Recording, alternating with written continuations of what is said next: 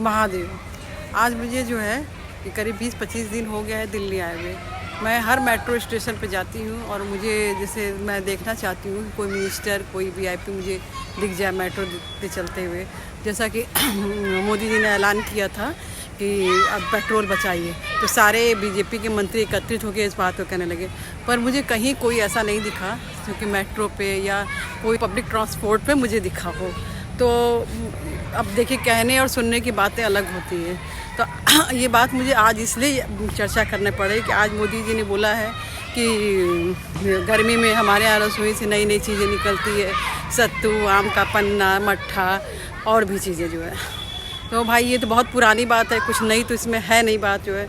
तो as a prime minister आपको economical बातों पे करना चाहिए, डेवलपमेंट बातों पे करना चाहिए। हम लोग इंतज़ार करते हैं कि कुछ आप ऐसा कहेंगे कि नहीं भाई हमने कुछ देश में ऐसा टेक्नोलॉजी लाया, ऐसा एम्पावरमेंट लाया, कुछ इकोनॉमिकल डेवलपमेंट किया।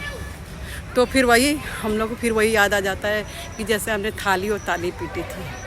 देखिए, एक समय ऐसा था कि जब बीजेपी आई तो मोदी की वजह से, जैसे ये जनरेशन जो है कि बीजेपी को जाने की मोदी जी की वजह से कि मोदी है तो बीजेपी है।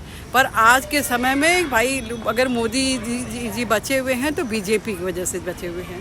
तो उम्मीद इनसे हम लोग ये करते थे कि कुछ अलग कुछ नया होगा। तो जब भी बात होती है तो केवल आप समस्याओं के बारे में बताते हैं, कुछ सॉल्व के बारे में बातें कीजिए कि आपने कुछ नया किया है, कि ये कुछ नई चीज़ें निकाली हुई है। तो समस्या तो हम लोगों को ऐसे भी पता है।